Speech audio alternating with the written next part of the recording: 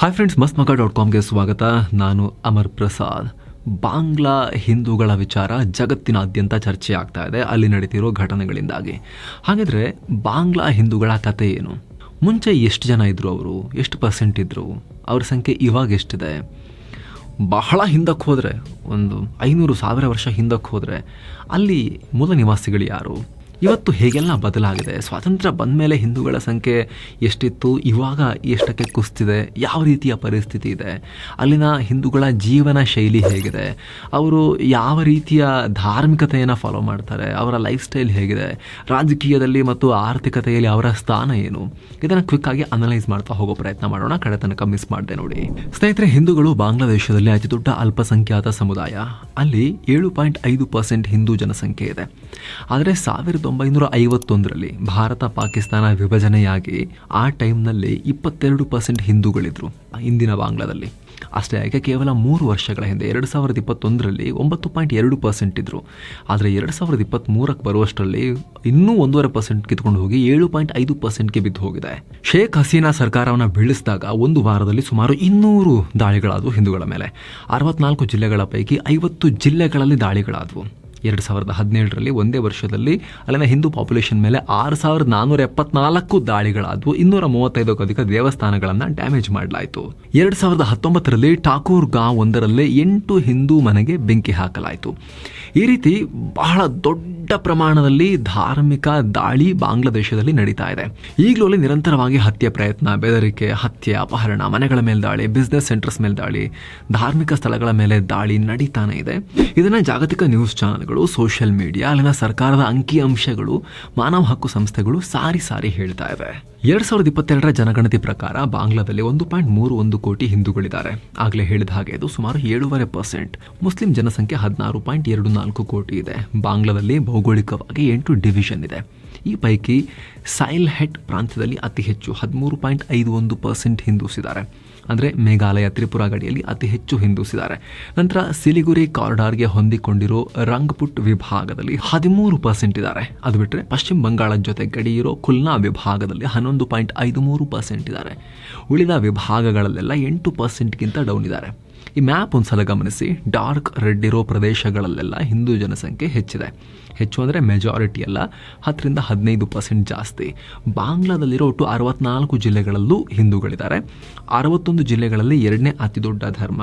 ತ್ರಿಪುರಾ, ಮೇಘಾಲಯ ಗಡಿಯಲ್ಲಿರೋ ಗಾರೋ, ಘಾಸಿ, ಜೈಂತಿಯಾ, ಸಂತಾಲ್, ಬಿಷ್ಣುಪ್ರಿಯ, ಮಣಿಪುರಿ, ತ್ರಿಪುರಿ, ಮುಂಡಾ ಮುಂತಾದ ಬುಡಕಟ್ಟು ಜನರ ನಡುವೆನೂ ಹಿಂದೂಗಳಿದ್ದಾರೆ. ಬಾಂಗ್ಲಾದಲ್ಲಿ ಐತಿಹಾಸಿಕ ದೇವಸ್ಥಾನಗಳೂ ಇದ್ದಾವೆ. ಕೋಲ್ಕತ್ತಾದಂತೆ ಢಾಕಾದಲ್ಲೂ ದುರ್ಗಾ ಪೂಜೆ ತುಂಬ ಫೇಮಸ್ ಇದೆ. ರಾಜ್ ಶಾಹಿನಲ್ಲಿರೋ ಶಿವ ದೇವಸ್ಥಾನ, ಗೋವಿಂದ ದೇವಸ್ಥಾನ, ಢಾಕಾದ ರಾಮ್ನಾ ಕಾಳಿ ದೇವಸ್ಥಾನ, ಕಾಂತ್ ನಗರದ ಕಾಂತಾಜೇವ್ ದೇವಸ್ಥಾನ, ಹಾಗೆ ಬ್ರಹ್ಮನ್ ಬರಿಯಾದ ಕಾಲ್ ಭೈರವ್ ದೇವಸ್ಥಾನಗಳು ಬಹಳ ಫೇಮಸ್. 1 ಶತಮಾನದಿಂದ ಹಿಂದೂ ಜನಸಂಖ್ಯೆ ಇಳಿಕೆ. 1905ರಲ್ಲಿ ಬ್ರಿಟಿಷರು ಬಂಗಾಳ ವಿಭಜನೆ ಮಾಡಿದ್ರು. ಅದಕ್ಕೂ ಮುಂಚೆ 1901ರಲ್ಲಿ ಪೂರ್ವ ಬಂಗಾಳ ಪ್ರಾಂತ್ಯದಲ್ಲಿ 33% ಹಿಂದೂಸಿದ್ರು. ಅಂದರೆ ಆಲ್ಮೋಸ್ಟ್ 1/3. ಇನ್ಫ್ಯಾಕ್ಟ್ 8ನೇ ಶತಮಾನಕ್ಕೂ ಮುಂಚೆ ಪೂರ್ವ ಬಂಗಾಳ ದಟ್ಟ ಕಾಡಿನ ಪ್ರದೇಶ ಆಗಿತ್ತು. ಇಂಡೋ ಆರ್ಯನ್ ಸಮುದಾಯಗಳಿಗೆ ಈ ಭಾಗದ ಪರಿಚಯ ಇರಲಿಲ್ಲ.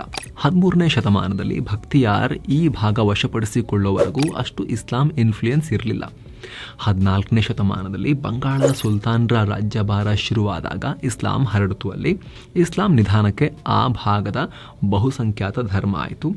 ನಂತರ ಆಧುನಿಕ ಬಂಗಾಳ, ಈ ಗ್ರಾಫ್ ನೀವು ನೋಡ್ತಿರ್ಬೋದು, 1951ರಲ್ಲಿ ಹಿಂದೂ ಜನಸಂಖ್ಯೆಯಲ್ಲಿ ದೊಡ್ಡ ಕುಸಿತ, ಡಿಪ್ ಕಂಡುಬಂತು. ಇದು ಭಾರತ ಪಾಕಿಸ್ತಾನ ವಿಭಜನೆಯ ಫಲ. ಆಗಲೂ ದೊಡ್ಡ ಮಟ್ಟದಲ್ಲಿ ಹಿಂದೂಗಳ ಮಾರಣಹೋಮ ಆಯಿತು. ದೇಶ ಬಿಟ್ಟು ಓಡಿಸಲಾಯಿತು. ಮತ್ತೆ 1974ರಲ್ಲಿ ಚೆಕ್ ಮಾಡಿದಾಗ ಮತ್ತೆ ದೊಡ್ಡ ಪ್ರಮಾಣದ ಕುಸಿತ ಇದೆ ನೋಡಿ. ನಿಮ್ಗೆ ಗೊತ್ತಿರ್ಬೋದು, 1971ನಲ್ಲಿ ಯುದ್ಧ ಆಯಿತು.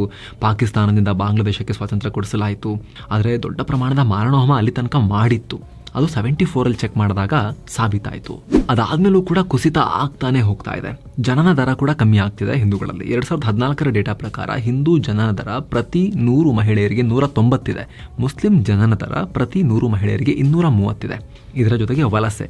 47ರಲ್ಲಿ ಪೂರ್ವ ಪಾಕಿಸ್ತಾನ ರಚನೆಯಾದಾಗ ಕೇವಲ 3.4 ಲಕ್ಷ ಹಿಂದೂಗಳಷ್ಟೇ ಭಾರತಕ್ಕೆ ಬರೋದು. ಉಳಿದಿರೋರು ಅಲ್ಲೇ ಶಾಂತಿಯಿಂದ ಇರ್ಬೋದು ಅಂತ ನಂಬ್ಕೊಂಡು ಅಲ್ಲೇ ಇದ್ರು. ಆದರೆ ಒಂದೇ ವರ್ಷಕ್ಕೆ ಪರಿಸ್ಥಿತಿ ಚೇಂಜ್ ಆಯಿತು. 48ರಲ್ಲಿ 7.86 ಲಕ್ಷ, 50ರಲ್ಲಿ 15,75,000, 54ರಲ್ಲಿ ಕ್ರಮವಾಗಿ 1.18 ಹಾಗೂ 2.40 ಲಕ್ಷ. ಅದಾದಮೇಲೆ 55ರಲ್ಲಿ ಪಾಕಿಸ್ತಾನ ಮತ್ತು ಬಾಂಗ್ಲಾದೇಶ ಒಂದೇ ಆಗಿತ್ತಲ್ಲ ಅವಾಗ, ಪೂರ್ವ ಮತ್ತು ಪಶ್ಚಿಮ ಪಾಕಿಸ್ತಾನ ಅಂತ.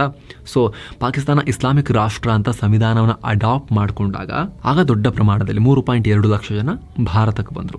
ಅದಾದಮೇಲೆ 1971ರಲ್ಲಿ ಭಾರತ ಪಾಕಿಸ್ತಾನದೊಂದಿಗೆ ಯುದ್ಧ ಮಾಡಿ ಬಾಂಗ್ಲಾಗೆ ಸ್ವಾತಂತ್ರ್ಯ ಕೊಡಿಸಿದಾಗ 97 ಲಕ್ಷ ಬೆಂಗಾಲಿಗಳು ಭಾರತಕ್ಕೆ ಬಂದರು. ಅದರಲ್ಲಿ ಮುಸ್ಲಿಮ್ಸ್ ಕೂಡ ಇದ್ದರು, ಹಿಂಸೆ ತಡಿಲಿಕ್ಕಾಗದೆ ಬಂದವರು.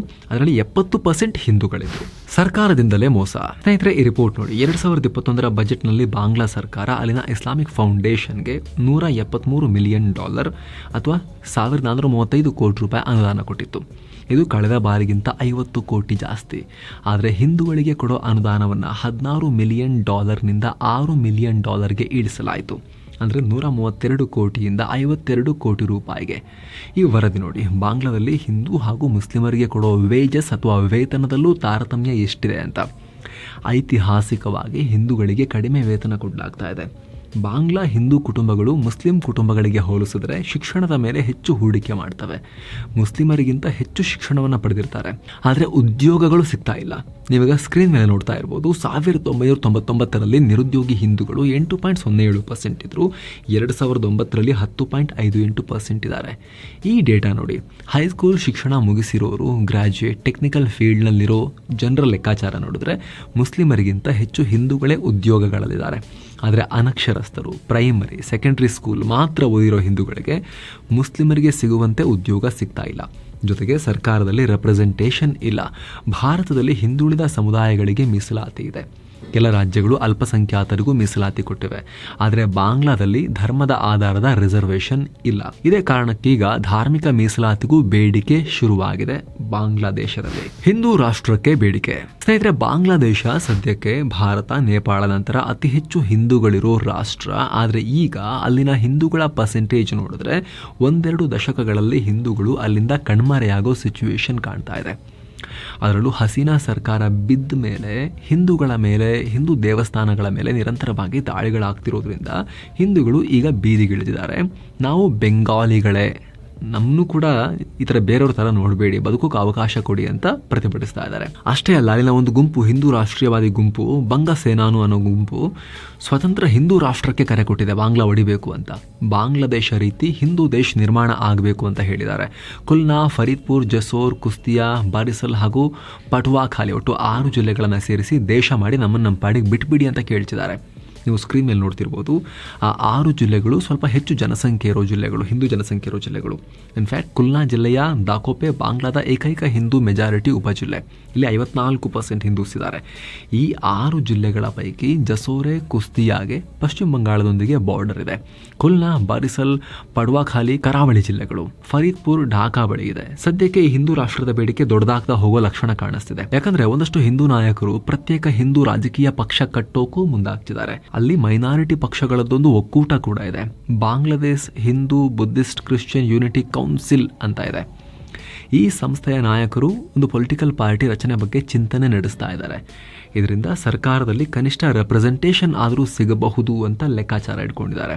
ಆದರೆ ಮುಸ್ಲಿಂ ರಾಷ್ಟ್ರವಾಗ್ತಿರೋ ಬಾಂಗ್ಲಾದಲ್ಲಿ ಹಿಂದೂ ರಾಷ್ಟ್ರದ ಬೇಡಿಕೆಗೆ ಇನ್ನಷ್ಟು ಭಯಂಕರವಾದ ರೆಸ್ಪಾನ್ಸೇ ಬರೋ ಸಾಧ್ಯತೆಗಳ ಬಗ್ಗೆ ಕೂಡ ಆತಂಕ ಇದೆ. ಆ ರೀತಿಯ ವಿಶ್ಲೇಷಣೆ ಕೂಡ ಇದೆ. ಸೊ ಫ್ರೆಂಡ್ಸ್, ಇದಾಗಿತ್ತು ಇಂಟರ್ನ್ಯಾಷನಲಿ ದೊಡ್ಡ ಪ್ರಮಾಣದಲ್ಲಿ ಕೋಲಾಹಲಕ್ಕೆ ಕಾರಣವಾಗ್ತಿರೋ ಬಾಂಗ್ಲಾ ಹಿಂದೂಗಳ ಪರಿಸ್ಥಿತಿ ಬಗ್ಗೆ ಕ್ವಿಕ್ ಆಗಿ ನಿಮಗೆ ಮಾಹಿತಿ ಕೊಡೋ ಪ್ರಯತ್ನ. Thank you so much. ಮತ್ತೆ ಭೇಟಿ ಆಗ್ತಿರೋಣ. ನಮಸ್ತೆ.